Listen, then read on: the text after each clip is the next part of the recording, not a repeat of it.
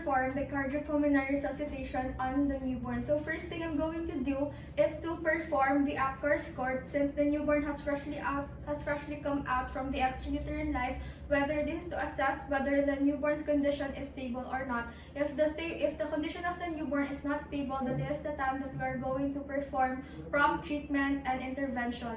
So to assess for the APGAR score, I'm going to check for the newborn's appearance. I can see that the extremities are blue. Now I'm going also to check for pulse by listening to the apex of the heart. This is to check whether the newborn's pulse rate is above 100 beats per minute or less than 100 beats per minute.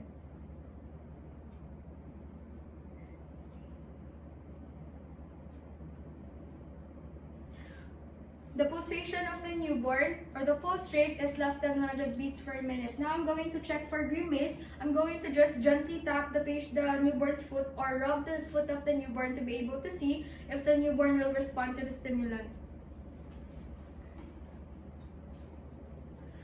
So the newborn did not respond to the stimulant. Now I'm going to see for the activity of the newborn. The newborn seems not to cry and not cry so much, and there is no movement. And now for the respiration, I'm going to check whether the newborn has irregular or regular breaths. As I can see, the newborn is showing shallow and irregular breaths. So assuming that the APGAR score is 3, so this means that the newborn is in critical condition that requires prompt treatment and intervention. So now let's start for the CPR, but before that, I'm going to check whether the newborn is responsive or not. This is by gently rubbing the sole of the newborn's foot while calling out the name of the newborn. This is to check if the newborn is unconscious or conscious. Baby, baby, are you okay? Baby, baby, are you okay? If the newborn is not responsive, then I am going to shout for help, to aid for assistance, and call for the emergency response team since the newborn is not responding to the stimulant and seems to be unresponsive. So I'm going to place the newborn in a supine position by laying the newborn on his back and shout for help. Somebody help! Somebody help! The newborn has no pulse. So now I'm going to activate for the code blue to make sure that the newborn will be in immediate care. Now after that, I am going to check whether the newborn is breathing by opening the airway and suction if necessary if ever there are secretions in the newborn's nose to be able to clear out the obstructive airway. So I'm going to make sure to tilt the newborn's head and lift the chin. Then I am going to place my palm over the forehead of the newborn, making sure that the neck is only slightly extended. Then I'm going to feel, look, and listen for breathing. So I'm going to place my head over the newborn, and I'm going to do this for about 10 seconds. 1001, 1002, 1003, 1004, 1005, 1006, 1007, 1008, 1009, 1010. Then I'm going to suction first the mouth, then the nose. So this is with my suction. Now suctioning the newborn's mouth. And now suctioning the newborn's nose.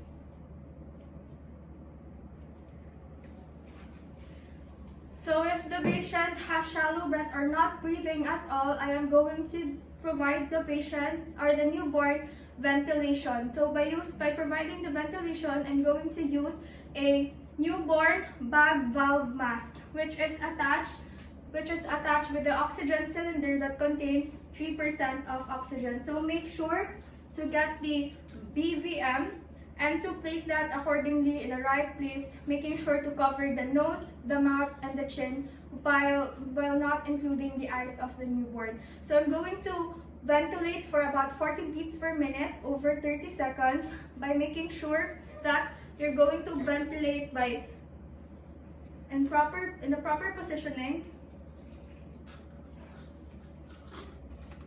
So I'm going to place that and cover the nose, the mouth, and the chin of the infant.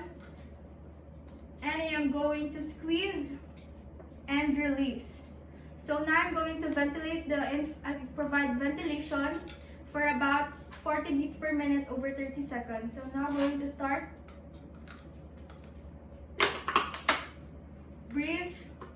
2, 1, 2. Breathe. 2, 3. Breathe. 4, 5. Breathe. 5, 6. Breathe.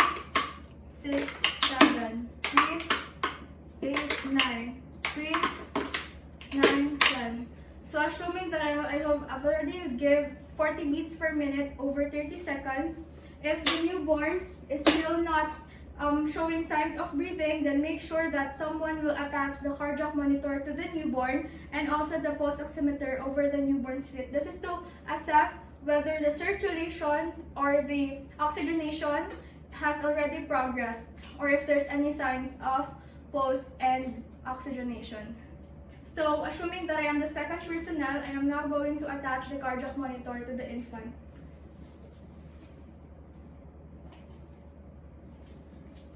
Now placing the pulse oximeter.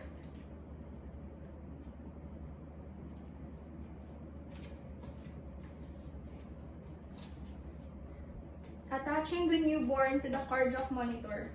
Make sure that it is placed in appropriate places. Make sure that the cardiac monitor is just behind the newborn's head.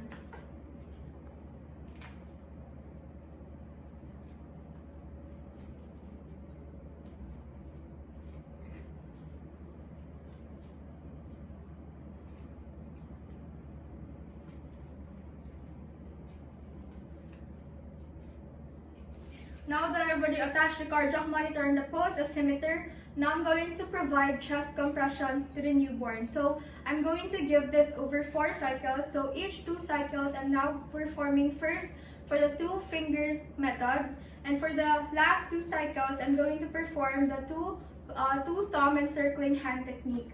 So I'm going to do this over 4 cycles. So the ratio is 3 compression and 1 ventilation. So 3:2 is the ratio. So assuming that I am now the first rescuer, so I'm now going to give compression to the infant by first locating for the appropriate places where I'm going to place my 2 fingers.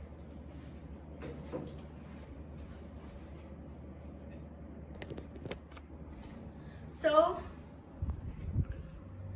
I'm going to use my forefinger and my middle finger. I'm going to place that at the center of the chest, making sure that my forefinger is on the center of the midline of the nipples, while I'm going to place my forefinger just 1 centimeter below my middle finger.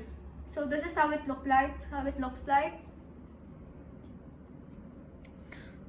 So make sure to push hard and fast, since these are one of the factors that may greatly affect the survival rate of the newborn. So I'm going to show you how to do proper chest compression. So I'm going to do this for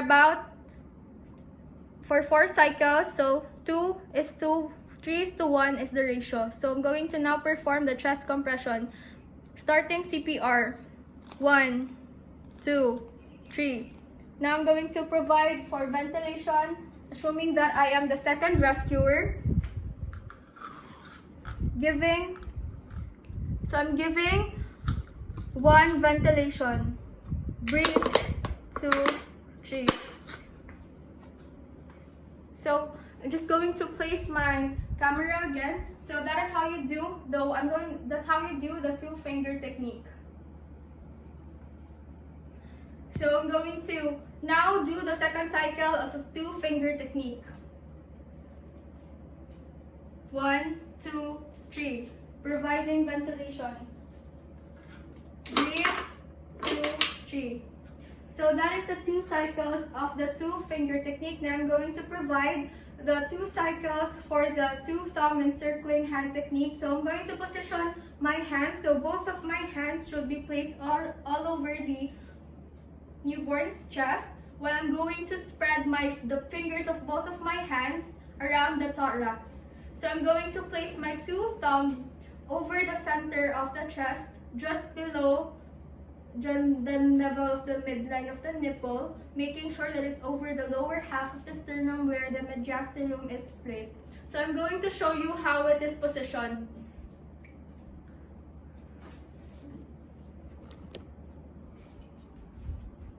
So I'm going to position my hand like this, and now I'm going to provide 3 chest compressions. Starting CPR. 1, 2, 3. Then provide ventilation. Now I'm going to provide ventilation. Make sure that the mask is on the appropriate place. Breathe. 2, 3. Giving the 4 cycles of the chest compression. 1, 2, 3. And giving 1 ventilation. Breathe. 2, 3. So that is it on how you perform the chest compression on the newborn. And then after that, after performing the 4 cycles, I am now going to assess for the pulse rate or the circulation of the infant. If it's over 100 beats per minute, then I'm going to stop the CPR and place the newborn immediate to the mother to be able to provide post-resuscitative care, since newborn at this stage is at risk for deterioration. So immediately get the newborn and place it to the mother's chest for skin-to-skin contact, and monitor the newborn closely for the vital signs and for any positive signs for difficulty of breathing and difficulty for the circulation. So this is very important to prevent further problems that the infant may develop. So I'm going to assess for the pulse rate by looking at the cardiac monitor. So it seems that the infant's pulse rate is above 100 beats per minute. So I'm now going to stop the CPR and do post-resuscitative care immediately.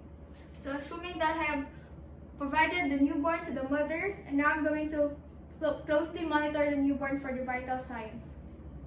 And then after, don't forget to perform documentation. So document the date and time on the start of the CPR and when the CPR has ended, as well as document that the meds that given to the newborn, if ever there are meds that was given, and also if suctioning was done. So make sure to do documentation very well, since this promotes future database and it serves as a reminder for us nurses that the procedure was done. So I'm now going to document.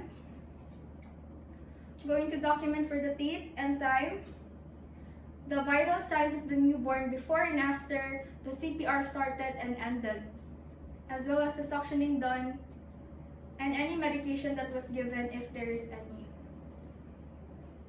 So that is all for the newborn cardiopulmonary resuscitation. Now for this video, I'm going to perform the cardiopulmonary resuscitation for Pedia. This includes the infant and the child. So first thing you're going to do is to check for responsiveness by rubbing the soles of the feet for an infant and gently tapping the shoulders of the child by calling out his or her name. This is to check whether the patient will respond to the stimulant, to be able to determine if the patient is unconscious or not. So this would tell us to provide immediate care and prompt treatment. So now I'm going to, since he is an infant, I'm going to rub the soles of the feet and call out the baby's name. Baby, baby, are you okay? Baby, baby, are you okay? So if the infant is not responding to your call, immediately open the airway to check for breathing by using the look, listen, and feel method. So I'm going to lift the patient's chin and tilt the head by placing my palm over the infant's forehead. Then I am going to make sure that the neck is only slightly extended. And then I'm going to lean over to look for the rise and fall of the chest and feel for the breathing of the infant. So I'm now do this for at least 10 seconds and no more than 10 seconds. 1001, 1002, 1003, 1004, 1005, 1006, 1007, 1008, 1009, 1010. If the infant is not breathing, then provide 2 rescue breaths, making sure to use a barrier device and place it appropriately on the infant's nose and mouth and chin by not including the eyes. So this is the barrier device. So I'm going to give 2 slow breaths, and after each breath, you could see a rise and fall of the chest. So make sure to locate it and place it appropriately in order to provide accurate and high quality ventilation to the infant. So now giving 2 rescue breaths.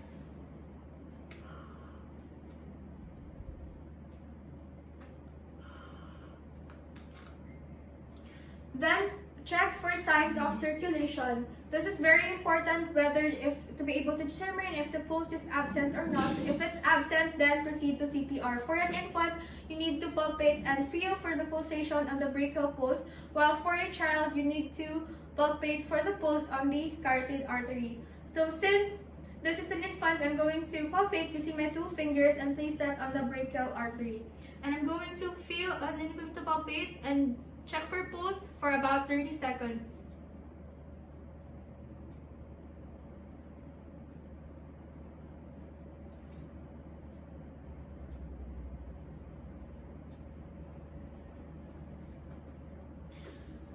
Assuming that the pulse of the infant is less than 100 beats per minute, so now let's proceed to CPR. The patient has no pulse and breathing. Let's start high quality compressions. So I'm going to now perform on how to do CPR on an infant. So I'm going to use the 2 thumb encircling hand technique by placing both of my hands all around the patient's chest. Since the 2 finger technique is not recommended, but it's also recommended, you could also do that, but the 2 thumb encircling hand technique is preferable since it produces high coronary artery perfusion than the 2 hand technique, and it also ensures that you're going to provide the adequate depth and weight that the lungs are naturally used to. Especially for the infant, you need to be gentle and extra careful since we don't want to provide for any rib damage, and we want to avoid that. So I'm going to make sure that the depth is about 1 to 1.5 inch for an infant. So I'm going to show you on how to locate it on the proper place. So I'm going to just move my camera closer to the patient's chest. So can you please move the camera closer to the patient's chest?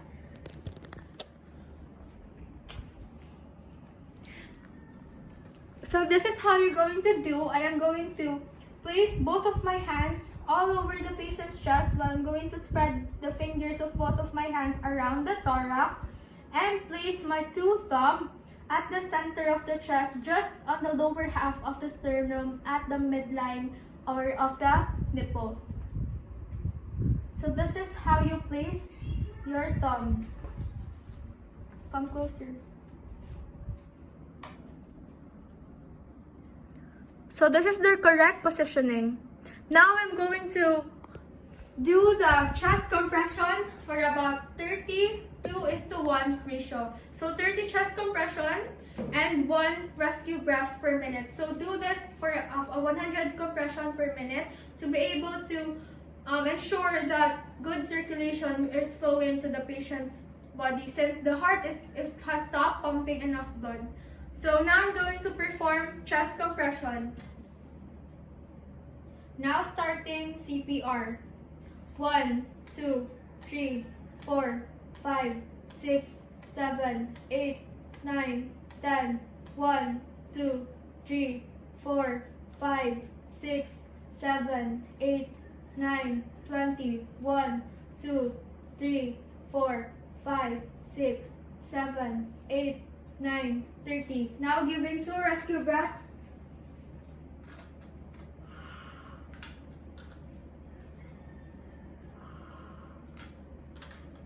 Now performing the second cycle of CPR. 1, 2, 3, 4, 5, 6, 7, 8, 9, 10. 1, 2, 3, 4, 5, 6, 7, 8, 9, 20. 1, 2, 3, 4, 5, 6, 7, 8, 9, 30. Now providing 2 rescue breaths.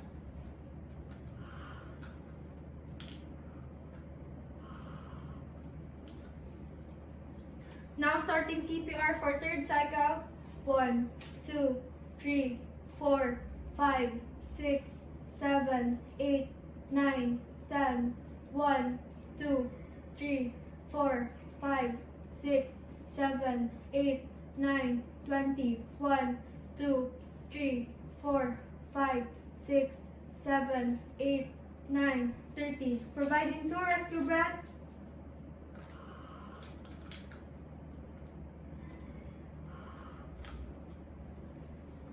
So as you can see, after each compression, you could see a rise of the chest to be able to allow for chest recoil. And after each rescue breath or each breath you're going to give, there will also be a rise in the chest. So that's a very important factor that you need to consider. So assuming that I have already performed the 5 cycles and performed 2 rescue breaths after each cycle. So that's how you're going to do for the CPR for the infant.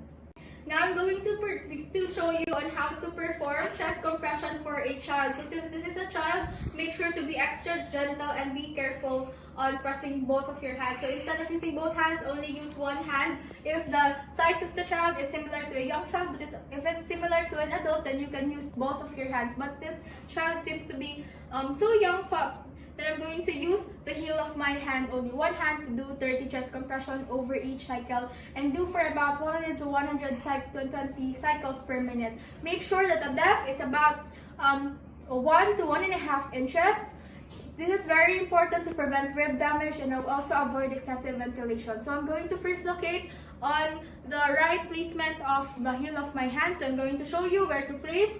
So this is the level of the midline of the nipple. I'm going to place it over the lower half of the sternum, over the breastbone over here. So this is the mediastinum. I'm going to place the heel of my hand over here. Make sure to provide 30 chest compression, push hard and fast, and allow for chest recoil after each compression. It's very important that it greatly affects the survival rate of the child. So now I'm going to show you 30 chest compression and make 2 rescue breaths after each cycle. Make sure to provide slow breaths and you can see a rise in the chest after each breath. Avoid excessive ventilation. Now I'm going to start CPR. Starting CPR, 1, 2, 3, 4, 5, 6, 7, 8, 9, 10, 1, 2, 3, 4, 5, 6, 7, 8, 9, 20, 1, 2, 3, 4, 5, 6, 7, 8, 9, 30. Now providing 2 rescue breaths.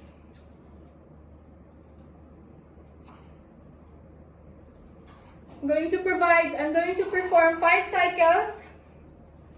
So now performing the second cycle. Starting CPR. 1, 2, 3, 4, 5, 6, 7, 8, 9, 10.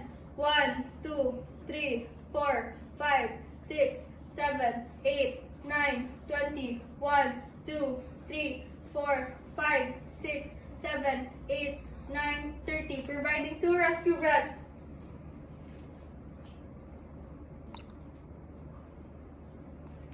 Now performing the 3 cycle of CPR.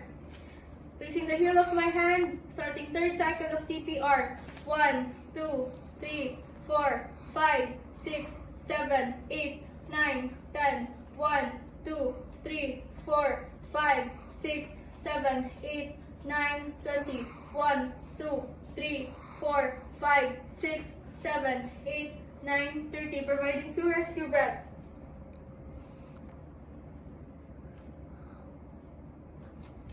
Now, if the patient has already shown signs of circulation and breathing, I am going to place the patient in a recovery position by placing the arm farthest from me in a right angle like this.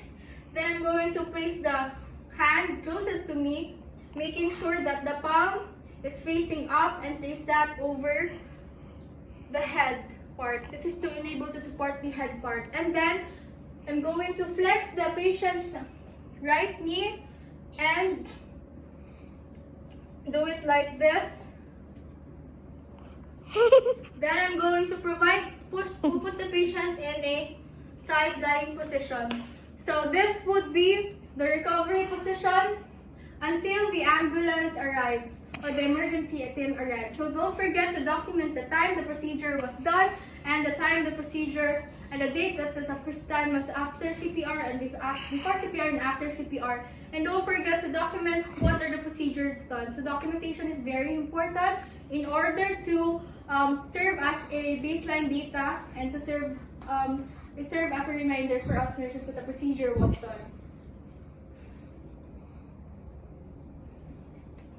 So that is all for the cardiopulmonary resuscitation for Pedia. For the first video, I'm going to perform the cardiopulmonary resuscitation for an adult. So first thing you're going to do is to check for responsiveness in order to check if the patient will respond to your stimuli by tapping the patient's shoulder and by shouting his or her name 2 times. So this is how you're going to do. Hey, are you okay? Sir, are you alright? Are you okay? Then if the patient is not responding to your call or stimulant, then this is the time to shout for help, to be able to aid for assistance, and to call for the emergency response team to prepare all the necessary equipment, especially for the AED. Help! Help! Somebody help! Please activate the emergency response team. So now I'm going to check for pulse and breathing by lifting the patient's head and lifting the patient's chin. So tilt the head and make sure that the neck is only slightly extended. So assuming this is the neck of the patient, then make sure to hold your palm on the forehead and place that there, and make sure to lean over the patient and to listen for the rise and fall of the chest and feel for the patient's breathing. And I'm going to palpate for the carotid pulse at the same time to be able to check whether the patient has pulse. Then let's proceed to CPR. But if the patient has pulse but not breathing, I'm going to provide rescue breaths. So I'm going to do this for no more than 10 seconds. Palpating for the carotid pulse and checking for breathing. 1001, 1002, 1003, 1004, 1005, 1006, 1007, 1008, 1009, 1010. The patient has no pulse and breathing. Let's proceed to high quality compression. So for this time, I'm going to activate for the emergency response team to be able to prepare the automatic external defibrillator. So this would help us later on to assess the heart rhythm of the patient and to provide shock if necessary. Activate the emergency response system and let's start CPR. So now starting for CPR, I am going to first place my properly position of my hands on the center of the chest, making sure that I'm going to place the heel of my left hand on the center of the chest, just over the lower half of the sternum. So I'm going to show you how.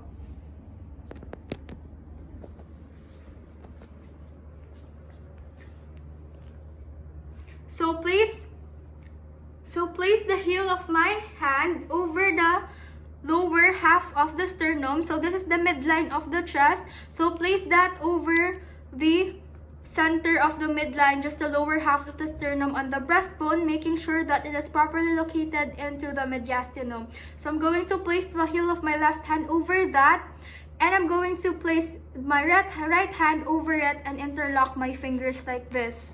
So this is the proper positioning. Then, after locating the proper positioning of where I'm going to start the compression, I am going to make sure to provide 30 chest compression over 1 cycles. So it's about 100 to 120 beats per minute. So this is to be able to make sure that I'm going to provide high quality chest compression. So make sure that you're going to push hard and fast and allow for chest recoil. This is in order to make sure that proper circulation and blood flow will be proper flowing to the heart. So, and then make sure that you're going to provide the adequate depth and compression to be able to avoid rib injury. So for the depth for an adult, you're going to compress for about 2 inches for an adult. So now I'm going to perform CPR for 1 cycle. So I'm the first rescuer and I'm now going to start CPR. 1, 2, 3, 4, 5, 6, 7, 8, 9, 10.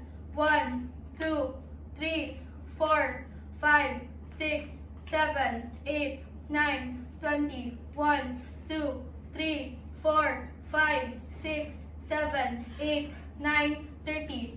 After giving 30 chest compression, provide 2 rescue breaths immediately for no more than 10 seconds. So I'm going to use a barrier device and place that over the patient's nose, mouth, and chin, but not including the eyes. So this is my barrier mask device, and I'm going to provide 2 slow breaths. So after each breath, you could see a rise and fall of the chest. So make sure to do each breath for over 1 second and allow for each rise of the chest. So you can see that, which is visible on the chest of the patient. So now providing 2 rescue breaths.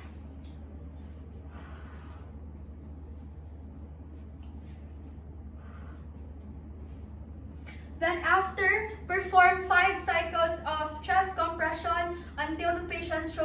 positive signs of breathing and circulation. If the patient is still not showing, then now let's proceed on attaching the AED on the patient. So for attaching the AED of the patient, make sure to turn it on first. So I'm going to turn on the AED. Then I'm going to make sure to remove the stickers on the pad and attach it properly. So the first patch will be located or will be placed on the right upper sternum. So I'm going to place that over there. On the right upper sternum. So this is the right upper sternum. So place that over there. And for the second patch, place that on the left apex of the heart. Over here. So this is the correct attachment for an adult. So now I'm going to make sure to clear for the patient in order for the defibrillator to analyze. So clear for analysis, the defibrillator will analyze the heart rhythm of the patient. So make sure to stay away from the patient.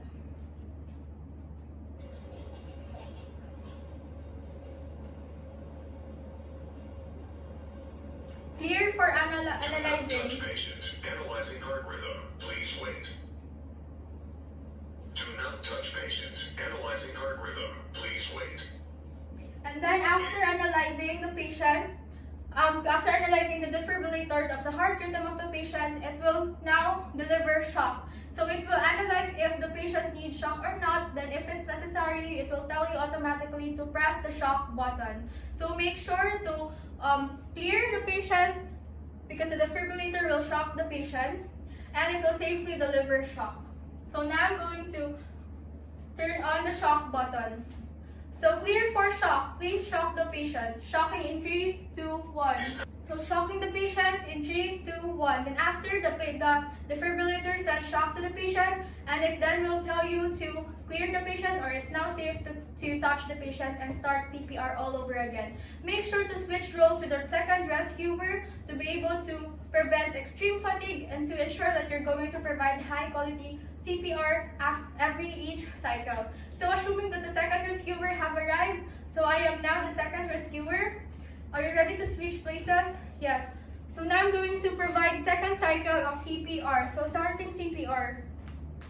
1, 2, 3, 4, 5, 6, 7, 8, 9, 10. 1, 2, 3, 4, 5, 6, 7, 8, 9, 20. 1, 2, 3, 4, 5, 6, 7, 8, 9, 30. Giving 2 rescue breaths.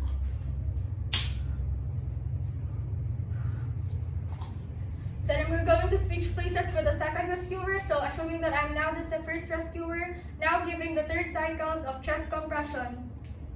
1, 2, 3, 4, 5, 6, 7, 8, 9, 10. 1, 2, 3, 4, 5, 6, 7, 8, 9, 20. 1, 2, 3, 4, 5, 6, 7, 8, 9, 30.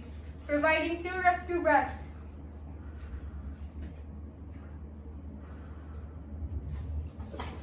So that is assuming that I have already performed the 5 cycles. So it is very important to practice good team dynamics. This will ensure that you're going to have an efficient performance. This could even save life of a patient.